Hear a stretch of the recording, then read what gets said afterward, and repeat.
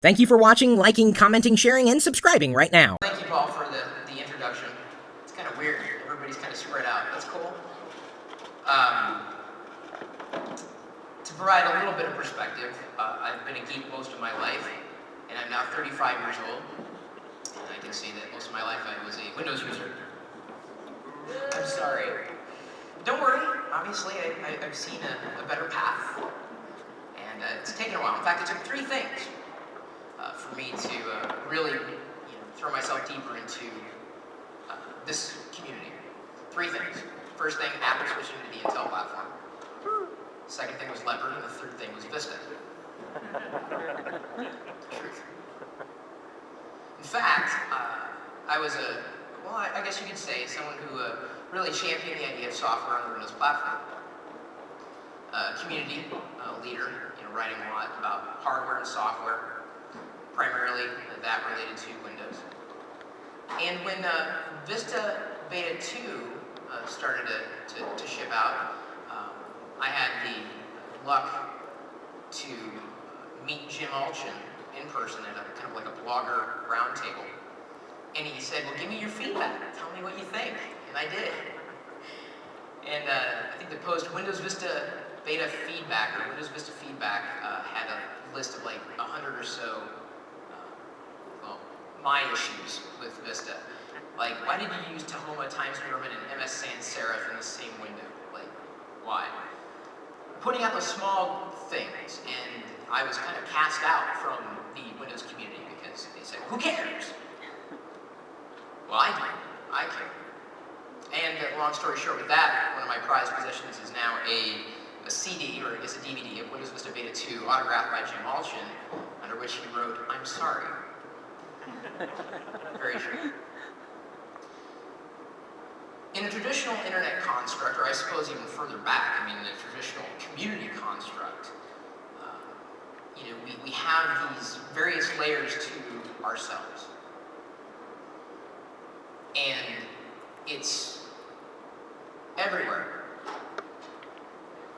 This idea of community, the idea of belonging. And more importantly, it's inside you.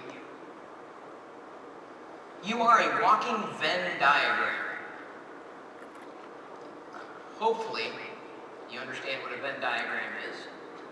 Think about it as these circles that sometimes intersect with one another.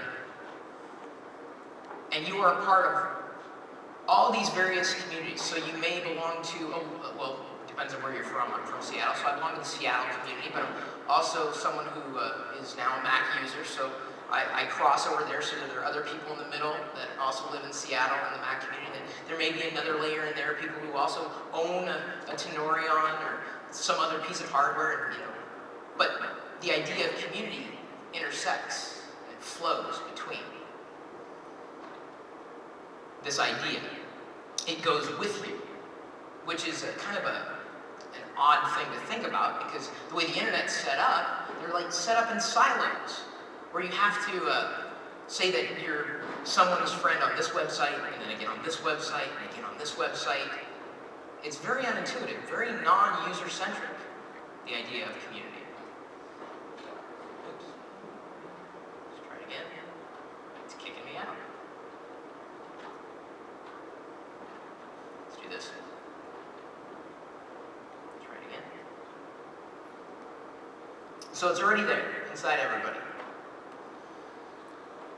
Now this is, I guess, a revelation that I had a while ago when I originally read the Clue Train Manifesto, which is still available. Great read, quick read. Just go to cluetrain.com. Written by Doc Searles, David Weinberger, Chris Locke, and I believe Eric Levine. The idea that markets are conversations. Well, given the news that Apple will no longer be participating in Macworld, it's kind of not about them. It is, this idea. Obviously it's their baby, but now we kind of have a part of that in ourselves. And that's a part of the culture, not necessarily about the company. And in hearing the scuttlebutt on the show floor, some people are disappointed in this news. I don't know how surprised I am, but to me, it's less about the company and more about the culture, the people you connect with. And hopefully you've made some pretty good connections at Macworld. Have you? Just assuming. That's one of my favorite parts of going to these types of events. In fact, if given a choice between a Macworld type event, where I know I'm going to share a common bond, a thread between other people here or not, I would choose that, because this is one of those conferences that you kind of know that the people who are here actually want to be here rather than being told they have to go there.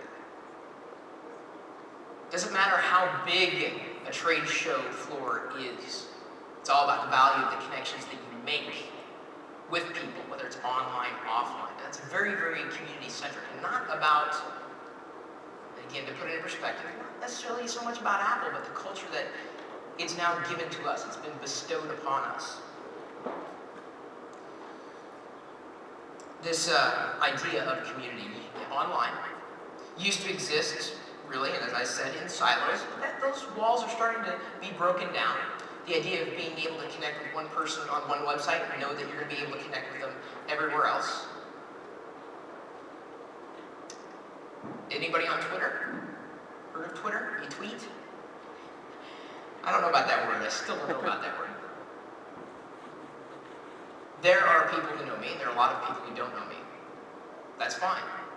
And the people who do know me don't necessarily have to know me through a certain website. They don't have to go to website XYZ to get to know me. I bring that community with me. So if I'm on Twitter, friend feed, Facebook, MySpace, if I know someone here, well, they're as much of a friend or a connection over here. Community is no longer existing in this one place. Granted, Facebook, huge user base. MySpace, huge. Different kind of audience. But it's no longer in one spot. It's everywhere. Omnipresent. You bring those relationships with you. Whether you're visiting another website or whether you're actually meeting people in person in meet space. Physical meet. I know I don't have much on you. Right, I set the white balance to my arm, as a matter of fact. I get a lot of questions, having built various online communities over the years, or just having it kind of spring up around the things that I would do. People would ask, what do you use? It's difficult to pinpoint. Community isn't something that you just create from something that you install, or say, well, we're going to have a community. What? Community doesn't happen that way. It doesn't. And the best community tools are the ones that can't be built. Community exists here, in your heart. And from there it extends. From your heart it goes to your mind, your mouth, potentially your fingers, depending on how you're communicating.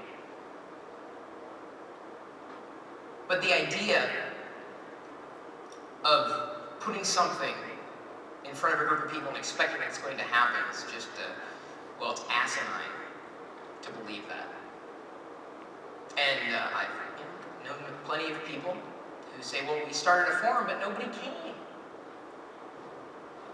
Well, gee, it's not like, you've got the only forum on the internet that's related to whatever. So what is it that makes the community happen? Well, again, it's all about what's in here, in your heart. And you take that with you wherever you go.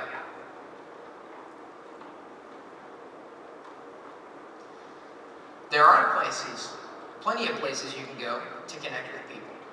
Plenty. I mean, the internet's full of how many billions of web pages? Most of them suck, but right? Or maybe I'm wrong. It's difficult to get feedback because I can't see everybody's faces. Very visual, and I got these bright lights. Like I guess I am on stage.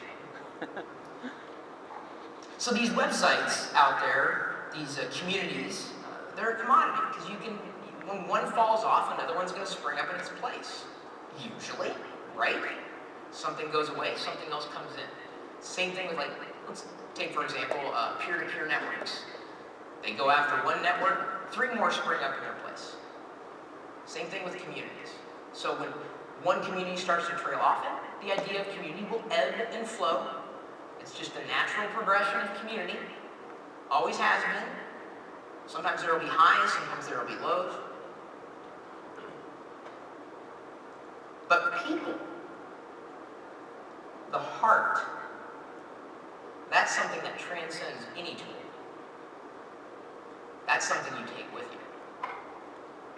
That's something you can take to another place. You can exist in this circle, and you can exist in this circle, and you can exist in this circle.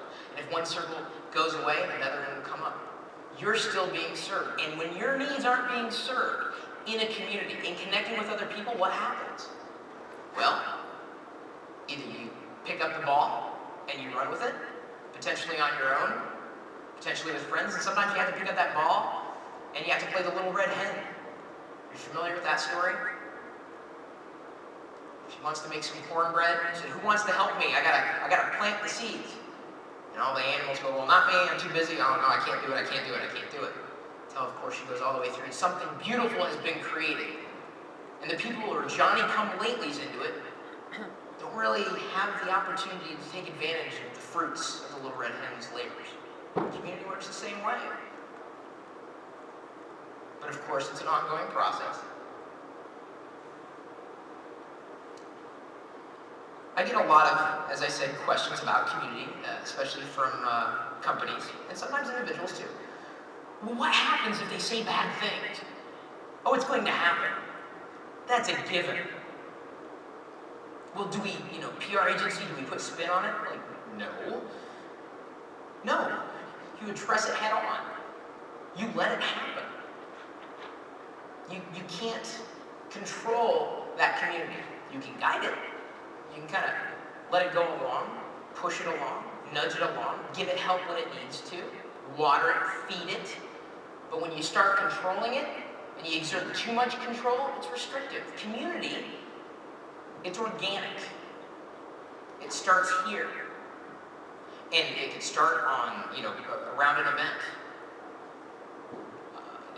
around a product, a brand, potentially, and as it used to be. A community would start specifically in a locality. And many of you likely have experienced something that I have. This is this weird little feeling that I get when I'm communicating with a friend in Ireland over a utility called Pirillo. It's a utility that some gamers use to communicate low latency, high quality. Instead of using Skype to communicate with friends in an ad hoc manner, I use Pirillo. Cross-platform too. This feeling that I get when I know I have more in common with someone who lives halfway across the globe than I do with my next door neighbor.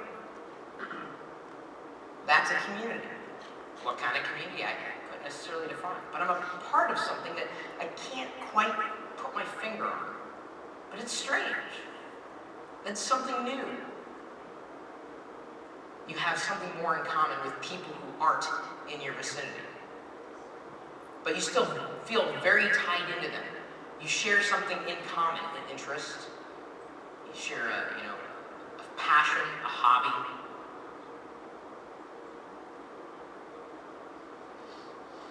It's interesting to me when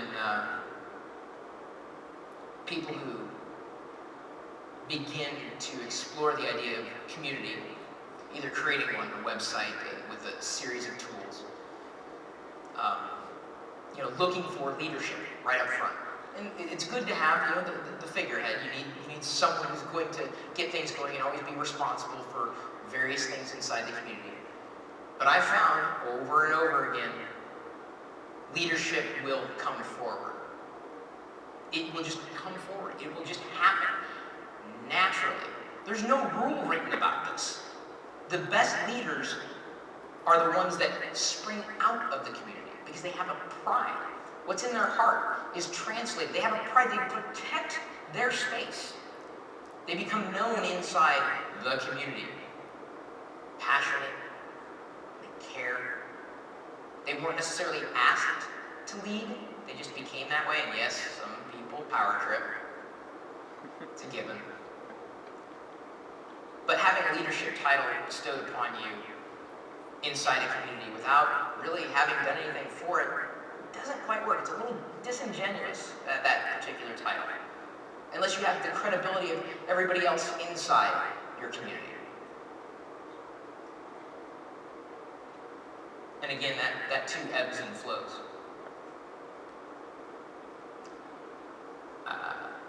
A forum is a tool. A blog is a tool. Mailing list, it's a tool. Me, I'm a tool. Just seeing if anybody's listening. Hope you were. It's interesting when I hear people say, well, I have a blog and it's got a community. And that can happen. There can be a massive amount of followers. I mean, there are plenty of Mac bloggers who have a following, a massive following that transcends their blog. Conversations happen everywhere. So they may write about something in their blog, and then people are talking about it on Twitter, and then it extends into something else, and it grows from there. But the idea of community is really removed from that idea of self. Because am I a community? Well, sometimes, if I'm talking to myself, which I probably would be, so I'm very grateful that all of you showed up. But the idea of community is the antithesis of self, of ego. It's potentially sharing self with others, and potentially giving tools to others so that they too can collaborate, so that they too can share. One thing that's always excited me about doing what I do, it's very difficult to nail down exactly what I do, but the thing that drives me forward is a passion for software and hardware. I take pride in being a geek and calling myself that because I enjoy it. And that passion translates. I find out about really cool software, really cool hardware, and I tell people about it. And what's the use of finding something that you know and that you love and being in front of other people who potentially may want to know or want to love it, and then not sharing it? It doesn't work for me. I have to share. I have to communicate. That's where, when I'm able to talk about things that other people are doing, that's where my ego is removed, and my passion springs forward. And then that passion is shared and passed on and passed on and passed on and passed on in any community. And I forgot to tell you in the beginning, I'm Italian, so I use my hands a lot. Not that you hadn't figured that out by now. I debated on whether or not to put this slide in here, but I believe it's apropos. And I do hope you understand why I put this slide in here, because I believe it. I absolutely believe it. I have certainly enjoyed walking the show floor and walking up to developers who I believe are rock stars, as someone who can't program, as someone who's a user, who wants to do things, and I don't have that mouthpiece, and the developers are my mouthpiece, to communicate to them, even if they have a free product. There are 3 kids just fresh out of high school over in the North Hall. They have a product called Toogle, free program I haven't used before. Share it with other people. Check it out. It'll search YouTube. You even manage certain parts of your YouTube account and synchronize YouTube videos to your iPhone. Free program. So I saw these 3 kids standing there, and they had this blue piece of construction paper with like chicken scratch Sharpie saying the best thing at Macworld because it's free. And they're so happy. They were elated. Possibly that I was paying attention to them, I don't know. But they were just happy to be there. And it was enough validation for me to say thank you to them. Is that something Apple's going to care about? Potentially. But it means more to me to make that connection with them as someone who uses Mac OS X and relies on them to create things that I can use. That, well, to use a Microsoft phrase, ecosystem, it's very, very reliant on feedback. And I do believe that this type of event is needed more by the community than by Apple, for that reason alone.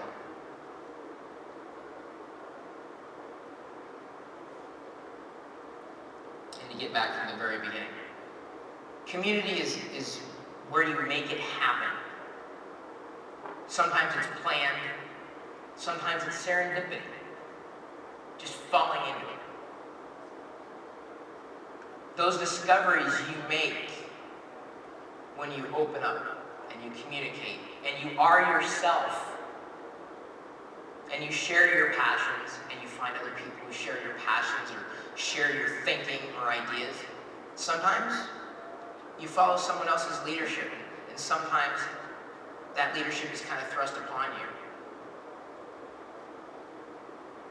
Either way, I think what I wanted to present today, like I said, especially given the news, in talking to a friend last night, he said something in light of, is there going to be another Macworld?